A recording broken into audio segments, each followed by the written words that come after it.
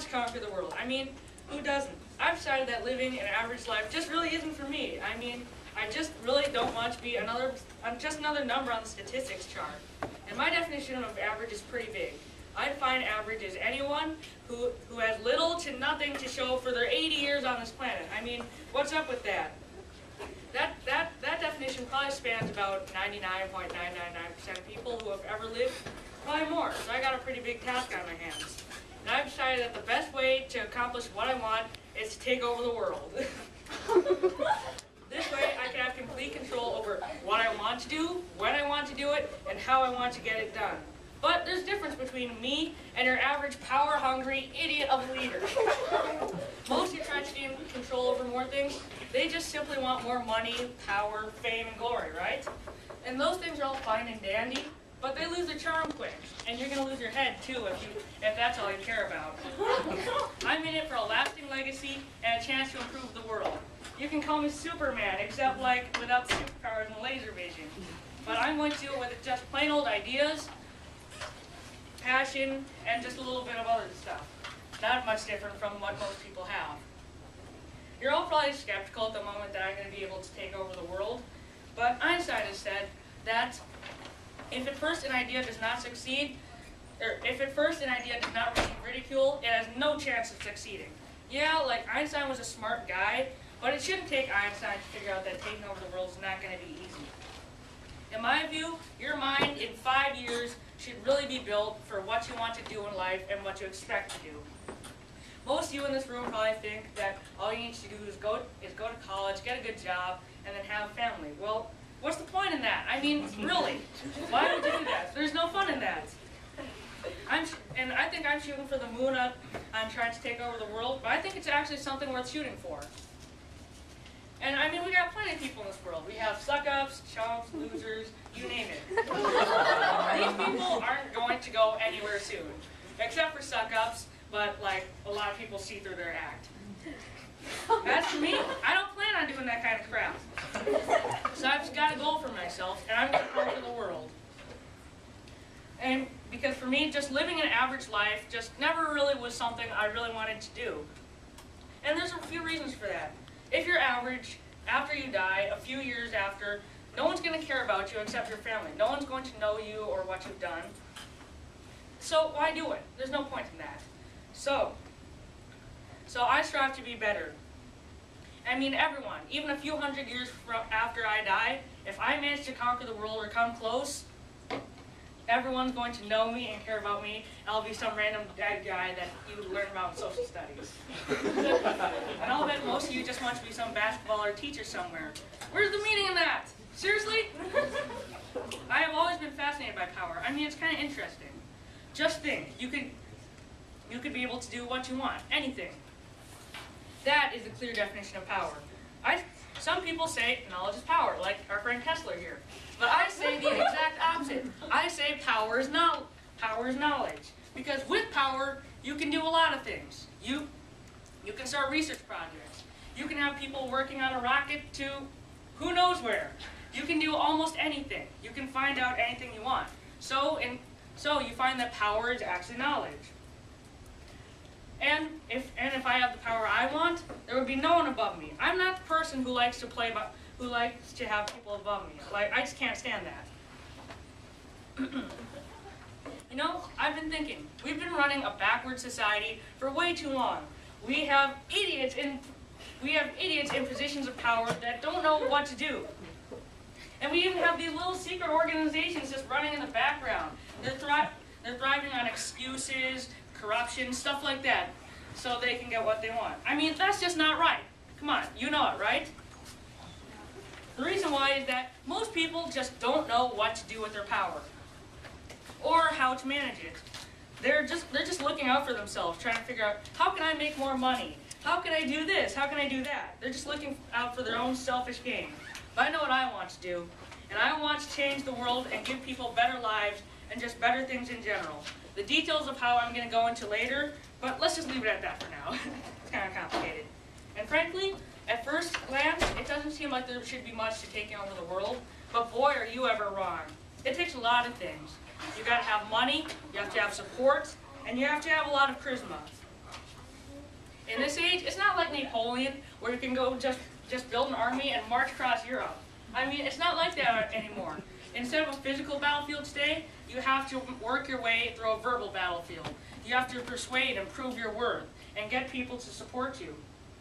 That's how you win them over. But before you actually do anything, you have to gain funding. Something that a lot of people stray is the scum of the earth lobbyists. Like, really. Basically what a lobbyist does is they pay people money so that they can get what they want. I hate that. I have pledged myself that I will never take money from lobbyists. This has led a lot of good people astray. I mean, that's just something we can't have. Once you let other people start to control what you say, what you do, what you think, they're above you, and then you're their stupid little puppet, and they leave you in their dust. What you can do is you get your own funding so that you don't have to listen to these people. What I'm planning to do is I'm going to start a business. A business is going to take a lot of hard work, and it may take a few tries. But once I get it running, it's going to be a great source of money for me to manage a good campaign so I can try and run for president or something. Because you can't really do anything if you're not in a position of power to do anything. And just to get into the nitty-gritty details of it all, one thing I'm really going to strive to fight for is to fight big business. If there's one thing that ruins economies, it's big businesses. Let's say we have small townville over here, and you got like Bob, and like you got like Nick's Grocery, but let's say someone opens up a Walmart in this little small town. Now, because Walmart is big, right, so they can have really low prices. So everyone goes to shop at Walmart. And what happens to Susie's General Store and Bob's Grocery? They go out of business. And all of a sudden, you have all these people in this little town losing their jobs because Walmart opened up. But Walmart pays minimum wage, and they just can't employ that many people. And then all that money from this little small town goes to the bigwigs, like the late Sam Walton. And then after that, the money just leaves the U.S. because it goes to places like Indonesia and Cambodia and Brazil, to places where people can work for very cheap labor. That's just not right.